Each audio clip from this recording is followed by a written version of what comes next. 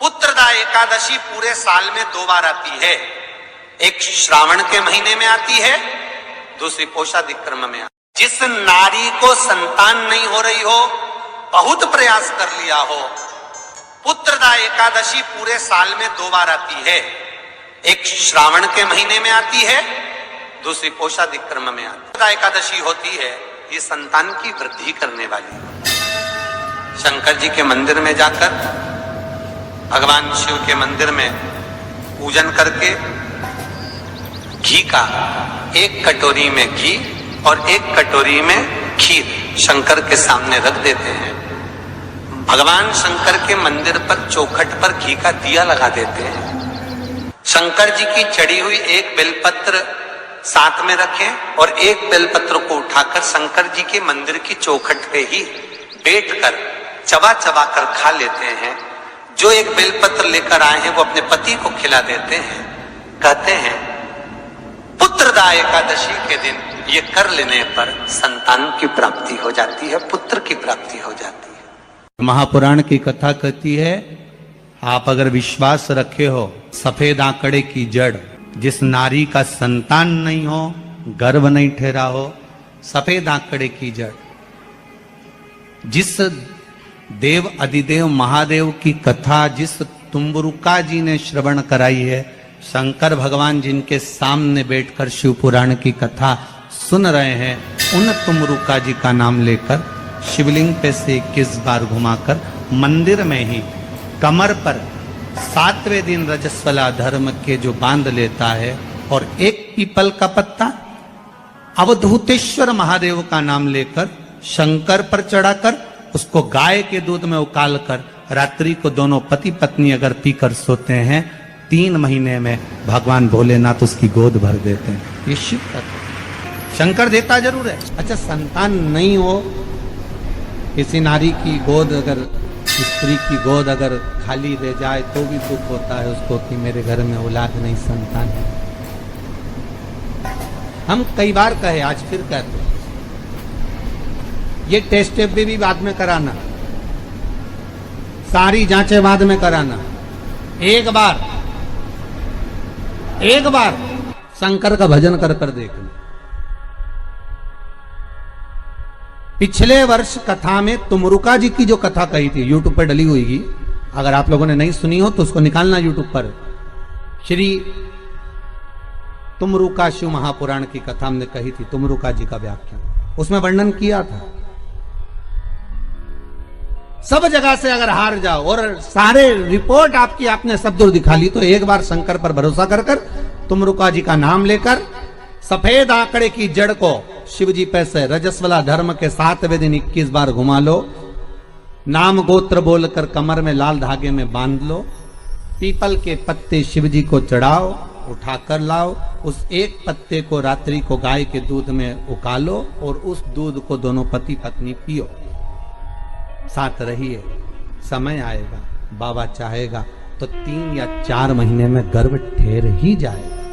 सारे डॉक्टर को दिखा लिया अपनी जगह, टेस्ट भी करवा लिया अपनी जगह, पर एक बार प्रयोग, और वो विश्वास रखकर करना पड़ेगा। शंकर पर जो भी कार्य कर रहे हो आप, जो उपाय कर रहे हो आप, शिव का स्मरण कर, भगवान पर अगर विश्वास रखोगे, भरोसो दृढ़ इन चरणन करो, श्री वल्लभ नक चंद्र छटा बिन सब जगमा ही अंधेरो। अगर भरोसा है तो शंकर है, और भरोसा नहीं तो शिव कहां से। विश्वास लेकर अगर आए हो तो काम तो होगा। ये लोग काशी से आए हुए हैं, विश्वास लेकर ही तो आए होंगे कि हम जाएंगे शंकर की कथा में तो बाबा कृपा जरूर करेगा। कई लोग यहाँ पर बैठे हुए हैं जो विश्वास लेकर आए हुए हैं, दूर दूर से आए हुए हैं, केवल विश्वास लेकर कि भगवान कृपा करेगा किसी ना किसी रूप में, मुझे विश्वास है कि बाबा मेरी सुनेगा।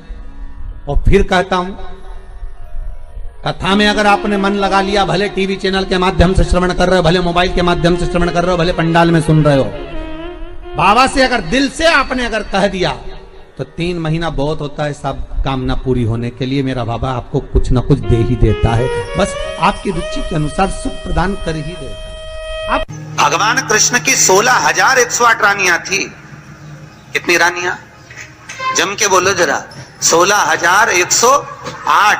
पर 16,108 रानियां होने पर भी भगवान कृष्ण के यहाँ जब औलाद नहीं हुई तब भगवान कृष्ण ने अपने गुरु गर्गाचार्य बाबा को बुलवाया और द्वारकापुरी में बुलवा कर पूछा, गुरुदेव मेरी 16,108 रानियों से औलाद नहीं होती, संतान नहीं होती, मैं क्या करूं? गर्गाचार्य बाबा ने कहा, तुम चिंता मत करो, पार्थिव शिवलिंग का निर्माण करो। शंकर भगवान के शिवलिंग का निर्माण कर कर एक एक रानी के साथ में 11-11 दिन तक बैठकर शिव जी का अभिषेक करो। और पार्थिव शिवलिंग का निर्माण गर्गाचार्य बाबा के कहने पर भगवान कृष्ण ने करा। एक एक रानी के साथ में 11-11 दिन तक भगवान शिव का अभिषेक करा। तब भगवान शंकर प्रकट हो गए और शिव जी प्रकट होकर बोले, कन्हैया मांगो तुम्हें क्या चाहिए? शंकर भगवान ने जब कहा, कृष्ण बोले मेरे यहाँ औलाद नहीं है। शिव जी ने कहा, क्यों चिंता करते हो? तुमने 11-11 दिन तक एक एक रानी के साथ में बैठकर मेरा अभिषेक करा है। जाओ मैं तुम्हें वर प्रदान करता हूं कि एक एक रानी से तुम्हें 11-11 संतान होगी और 1,77,186 भगवान कृष्ण के बच्चे हुए। ये शंकर जी की कृपा से। अब तुम्हें कितने चाहिए बोलो? भगवान कृष्ण के यहाँ अगर औलाद हुई तो किसकी कृपा से? अरे बोलो, भोले। कौन होगा ऐसा? कितना करुणामय, कितना दयालु, कितना आनंद देने वाला। ब्रह्मलोक के देवता भगवान ब्रह्मा, वैकुंठ के देवता भगवान विष्णु और पृथ्वी का देवता अगर कोई है, इस मृत्यु लोक का अगर कोई देव है तो वो देवों का देव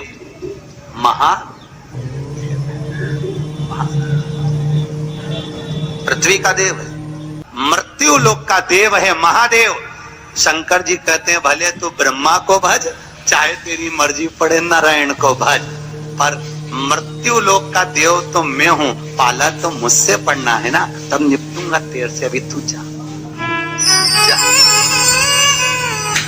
फिर पाला कब पड़ता है? जब थोड़ी सी भी दिक्कत आ जाए, परेशानी आ जाए, एक्सीडेंट हो जाए, ब्लड प्रेशर ऊंचा नीचा हो जाए, शुगर बढ़ जाए, अटैक आ जाए, तब सीधे पंडित जी को फोन लगा के बोले महामृत्युंजय का पाठ करा दो।